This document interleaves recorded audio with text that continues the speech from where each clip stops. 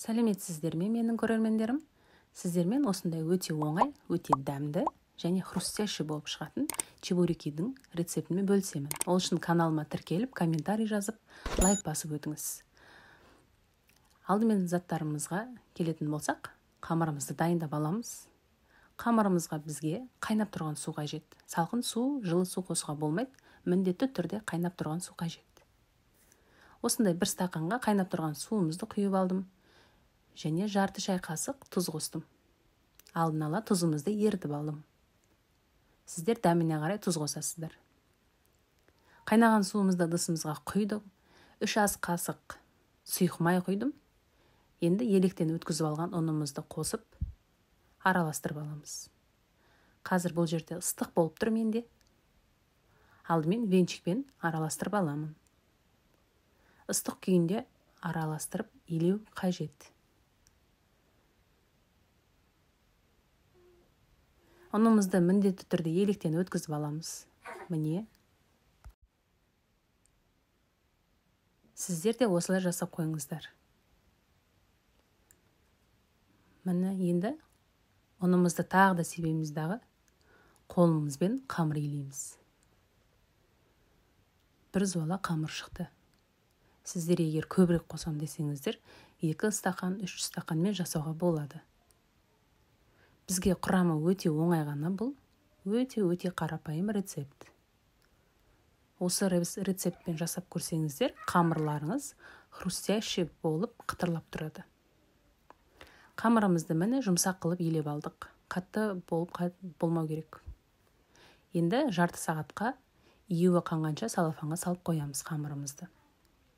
Енді салмасына сиыр етін қостым және де бауыр, жүрек қостым. Бұларды ет тартқыштан өткізіп аламыз.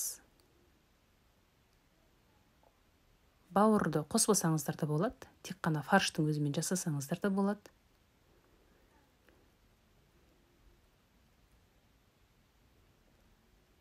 Міне азғана ғана етімізбен бауырымызды бөлек өткізіп алдым. 2 ыдысымызда. Енді заттарымызға қажет пиязымыз, ет тартқыштан өткізілген еттеріміз, тұзымыз және қара бұрыш қажет. Енді пиязымызды ұсақ етіп турап аламыз. Егер сіздерде блендер болса, онымен езіп алсаңыздар болады. Менде блендер болмағандықтан өте ұсақ етіп турап алдым. Енді табамызды газымызға қойып, қыздырып аламыз. Сұйық майымызды құямыз қажетінше. Қызып тұрған майымыздың үстіне пиязымызды салып, алтын түстес болғанша, сары түстес болғанша қуырып аламыз. Отымыздың астын жай қою керек. Мінекей бізде қызғылт түс болғанша, сары түстес болғанша қуырылды. Енді үстінен тартылған етімізді қосамыз.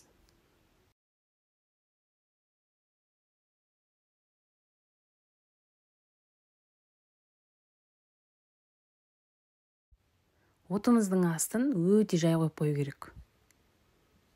Суымыз тартылып қалады дағы, құрғақ болып қалады. Сол себепті де өте жай қойып, етімізді асықпай пісіріп аламыз. Үстінен жарты шай қасық қара бұрыш қостым, жарты шай қасық тұз қостым. Дәміне қарай қосу керек. Енді мұны да қуырып аламыз. Әбден. Пиязымыздың суы шығады. Егер құрғақ болып бара жатса, аздап қана су қосып жіберсеңіздер болады. Оның бетін жауып, аз ғана пісіріп аламыз. Пістау деген кезде, пісер алдын, 10-15 минут алдын бауырымызды саламыз. Бауыр бізде тез піседі. Сондықтан 10-15 минут бұны да қуырып аламыз. Менде ешқандай су қоспадым. Пиязымыздың суы шықты. Егер құрғақ болып бара жатса, аздап су қосып жіберсеңіздер болады. Енді біз салмамызды суытып алуымыз қажет. Ыдысымызға салып, оны әбден салқындатып алдым. Енді біздің июі қанған қамырымызды алдым. Міне бір зуала шықты. Бұларды бөліктерге бөлеміз. Өз қалауыңыз бойынша кішкентай қылып жасаңыз, немесе үлкенірек етіп жасаңыз. Маған осындай формада жасаған ұнайды. Бөліктерге бөліп алдым міне. Барлығын дөңгелетіп аламыз. Енді кішкене ұнға ауната отырып, қамырымызды жаямыз дөңгелек етіп. Жайылған қамырымызға салмамызды саламыз. Салмасына бауырдан және фарштан қосылған салма болды. Сіздер картоп немесе картоп қоссаңыздар болады. Әркім өзінің қалауы бойынша қосады.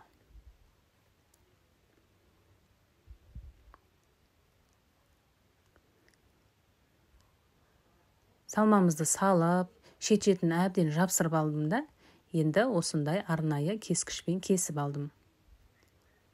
Сән болу үшін кестім мен. Егер мұндай құрал болмаса, сіздерде вилкамен жан-жағын жапсырып шықсаңыздар болады. Міне біздің чебуректеріміз осындай болды, өте әдемі болады.